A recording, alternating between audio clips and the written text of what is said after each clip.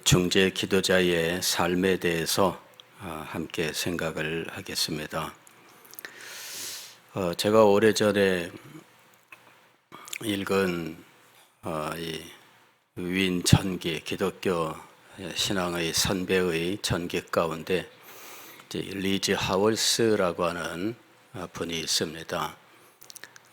놀만 그룹이라고 하는 분이 리즈 하월스 인터세서는 이제 흔히들은 이제 중보기도자 이렇게 번역을 하는데 중보라는 용어 때문에 이 중보기도라는 말을 이제 꺼려하는 일들이 있고 사실 그 중보라는 용어는 예수 그리스도에게만 적용되는 것이 맞지만 하나님과 사람 사이에서 어떤 역할을 한다라는 면에서 볼 때에는 이제 그 의미가 그래도 좋다 해서 많이들 사용을 합니다. 근데 진짜 의미는 중재라는 겁니다. 중재. 그래서 제가 이번 주간에 중재 기도라는 말을 사용을 했는데 이제 중재 기도자의 삶 이것에 대해서 그 책이 한 사람의 전기를 이제 기록하고 있는 거죠. 리즈 하월스라고 하는 분은 웨일즈 남부에 있는 이제 이 브라이나만이라고 하는 곳에서 태어난 분입니다. 1879년에 태어났는데 이분이 어린 시절부터 굉장히 참 믿음이 좋고 신앙생활에 열심을 가졌던 분입니다. 13살에 이제 그 우연히 형들이 일하는 곳으로 심부름을 갔다가 그곳 사장님이 너도 일을 해보지 않을래? 이래가지고 그곳에서 일을 하게 됩니다. 13살부터 학교는 그만두고 그리고는 이제 일을 거의 한 10년 정도를 하게 됩니다. 그리고 22살에 미국에 가 있는 사촌이 이곳에서 일하면 더 많이 받는다. 이래서 돈 벌러 미국으로 가게 됩니다. 미국에 가 있는 동안에 사촌들과 뭐 어차피 먼저 가 있는 사촌들하고 교제를 하는데 그 사촌이 이야기를 합니다. 너 거듭났느냐? 그랬더니 자기는 신앙생활을 잘했는데 거듭났느냐라는 말을 들을 때 그 말이 상당히 거슬렸던 겁니다. 나한테 거듭났냐고 묻다니 이래 된 거죠. 그런데 얼마 후에 사촌 가운데 사촌 누이가 이제 죽게 됩니다. 근데 그 누이가 이제 하는 말이 그리스도인으로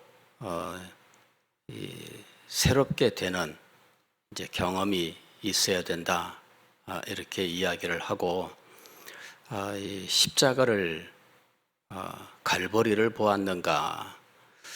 이제 이 죽는 사람이 그리 이야기할 때 마음에 많이 또 걸렸던 겁니다. 그래서 그 문제를 회피하기 위해서 사촌들이 함께 살던 곳을 떠나서 다른 곳으로 갑니다.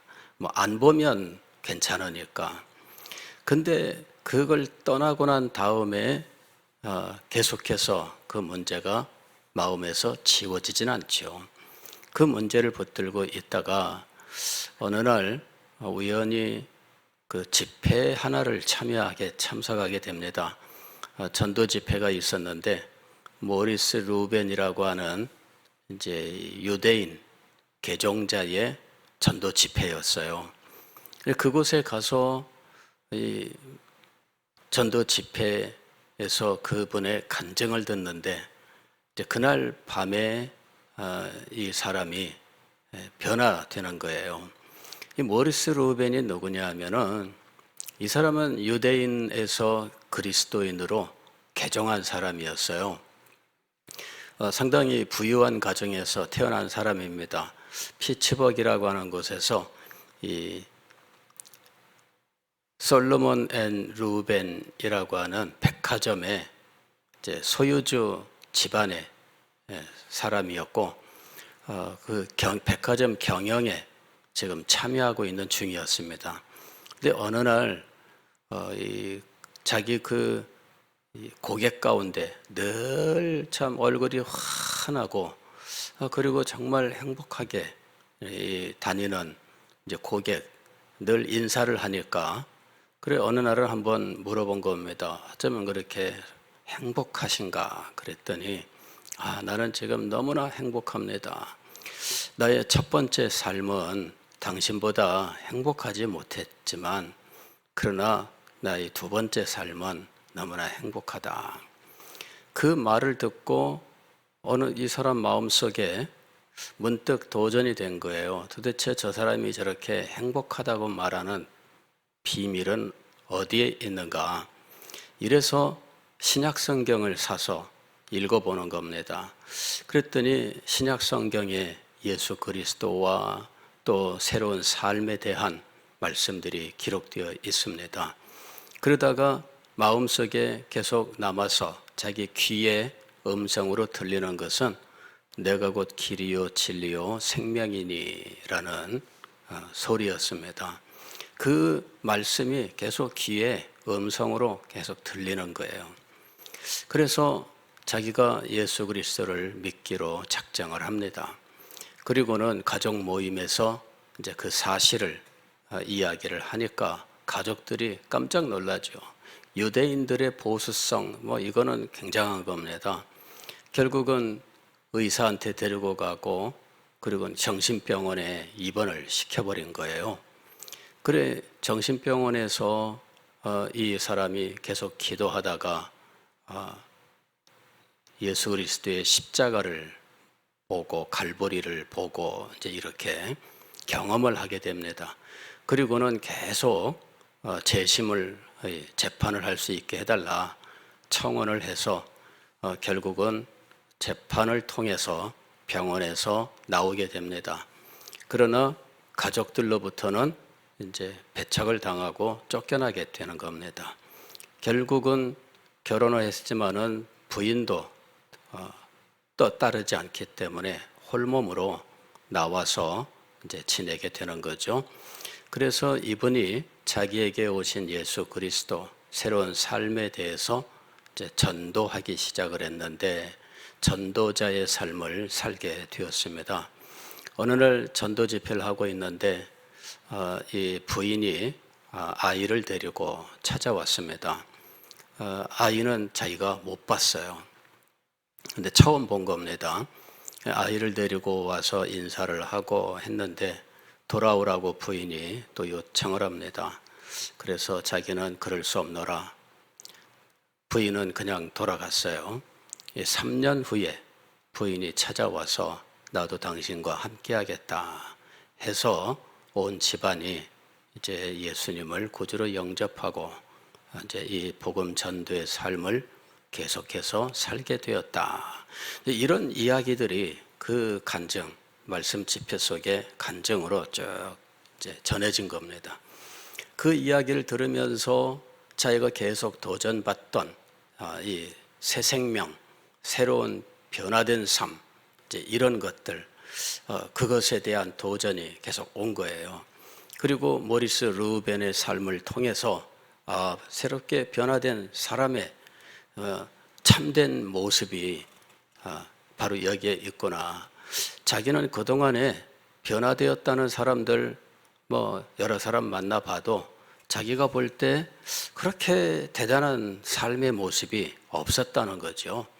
그런데 여기에 진정으로 변화된 사람의 삶이 있구나. 그걸 깨닫게 되었을 때 이 리즈 하월스의 마음속에 드디어 이 새로운 마음이 들기 시작을 한 겁니다. 그리고 그날 밤에 자기는 영원한 생명을 얻었다 이렇게 고백을 합니다. 이렇게 이제 자기가 놀라운 은혜를 체험하고 나서 마음속에 이러면은 내가 얼른 집으로 가서 우리 가족들에게 전해야 되겠다. 자기에게 일어난 이 변화, 이 놀라운 새 생명의 복음, 이거를 전해야 되겠다. 그런 마음이 들어서 얼른 이제 미국 삶을 청산하고 고향으로 돌아오는 겁니다. 근데 마침 그때가 언제냐면은 1904년 웨일즈에 대부흥이 있던 시기예요. 돌아오고 나서 얼마 후에 부흥의 불길이 붙기 시작하고 그 부흥의 불길 속에 놀랍게 은혜를 입지만, 그러나 리즈 하월스가 이 부흥을 경험하고 그 와중에 느낀 것은 무엇이냐면, 교회에 새로운 사람들이 많이 들어왔는데 이 사람들을 제대로 양육할 수 있는 양육자가 절대적으로 부족했다라는 것이죠. 이 사람들을 제대로 가르쳐야 되는데 집회만 참석했다가 울고 기도하고 찬송하고 흩어지고 다시 모이지만, 그러한 순간들이 지나고 난 다음에는 다 제대로 믿음 생활을 하는 것이 아니라는 거예요. 배우지 못하고 양육받지 못하니 결국은 열매를 맺지 못하는 상황이 된 겁니다. 그런데 그 문제점을 인식을 하고 이제 이 일꾼들이 필요하다 해서 리즈 하월스가 자기가 이제 그 일을 하기로 작정하는 겁니다. 그리고는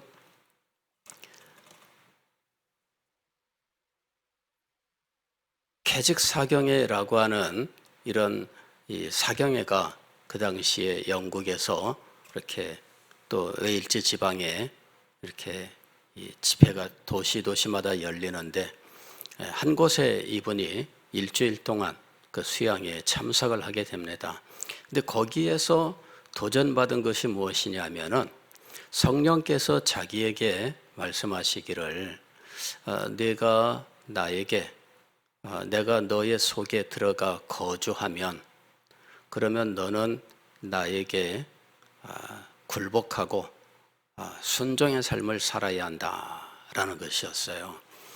그러니까 이제 미국에서 경험한 것은 무엇이었느냐면은 예수 그리스도의 십자가, 그 의미, 그 십자가를 보고 새로운 삶을 사는 것을 거기에서 경험했다면, 이제 부흥을 경험하고 난 다음에 그가 이제 새롭게 도전받는 것은 성령께서 내 속에 들어와 계신데 성령에게 절대 순복하는 삶을 살겠는가 하는 것이죠.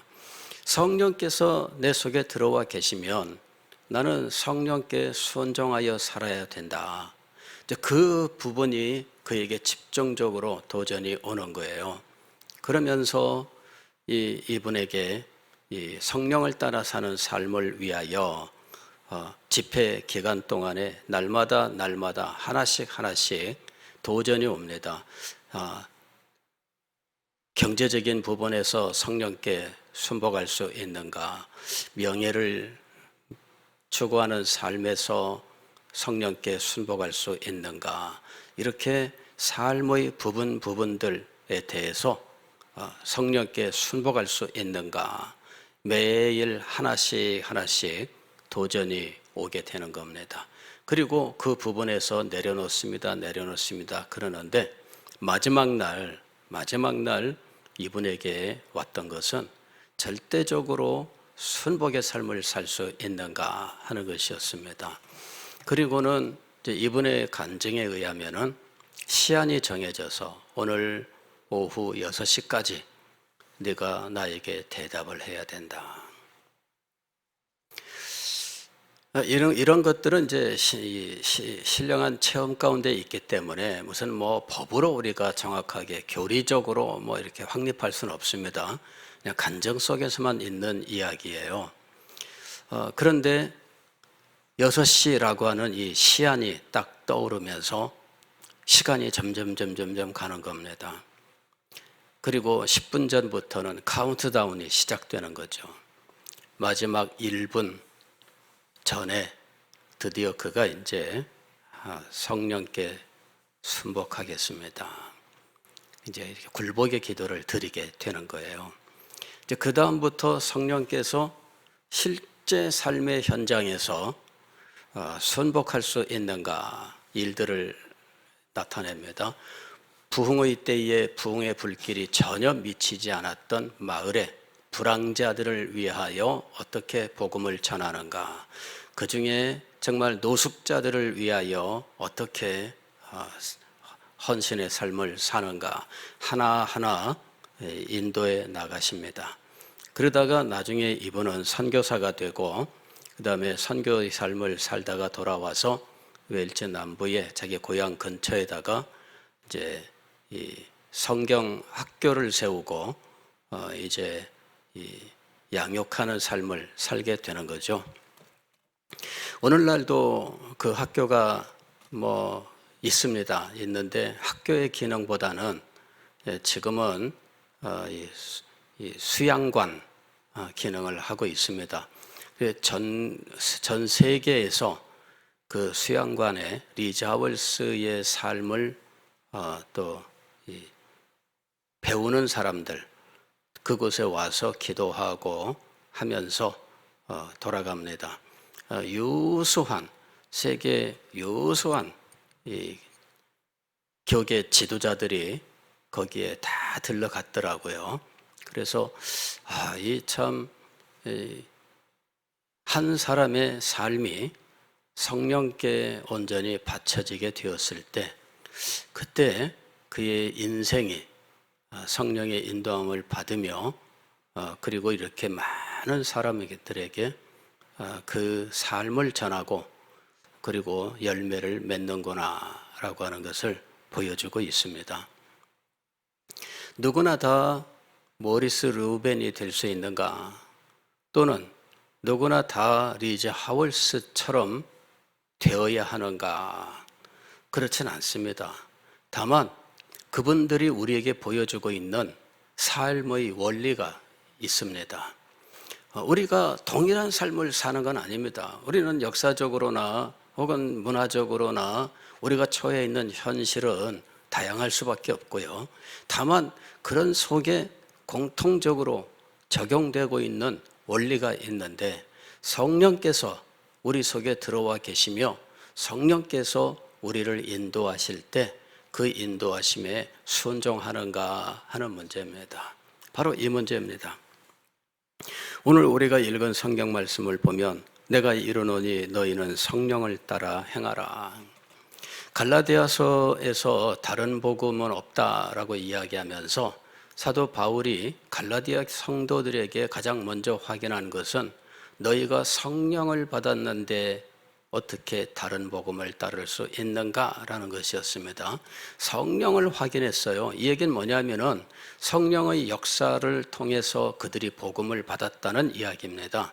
성령의 역사를 통해서 복음을 받았고 그리고 성령을 따라서 새 생명을 얻었으면 성령을 따라서 살아야 한다라는 것입니다.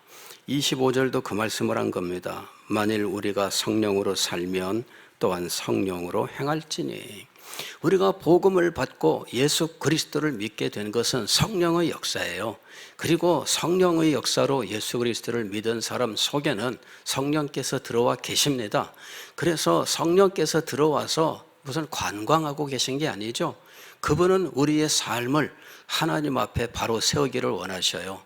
그분은 복음을 따라 살기를 원하십니다. 하나님의 뜻을 순종하며 사는 삶을 살게 우리를 인도하시는 분입니다. 이것이 보혜사 성령이 우리를 모든 진리 가운데로 인도하는 참된 의미인 것이죠. 하나님의 자녀는 성령의 인도하심을 받는다라는 것이 바로 그것입니다. 그래서 성령이 인도하는 삶을 살아라는 것입니다. 그런데 이것을 방해하는 것이 있습니다. 16절, 17절은 바로 이 부분에 대한 거예요. 방해하는 것이 있다. 내가 이르노니 너희는 성령을 따라 행하라. 그리하면 육체의 욕심을 이루지 아니하리라. 육체의 욕심, 이것 또한 우리 속에서 역사하는 원리입니다. 이것이 성령의 인도하심을 방해하고 있습니다. 성령의 인도하심을 따르고자 하는 그 마음을 늘 시험하는 것이 육체의 욕심입니다.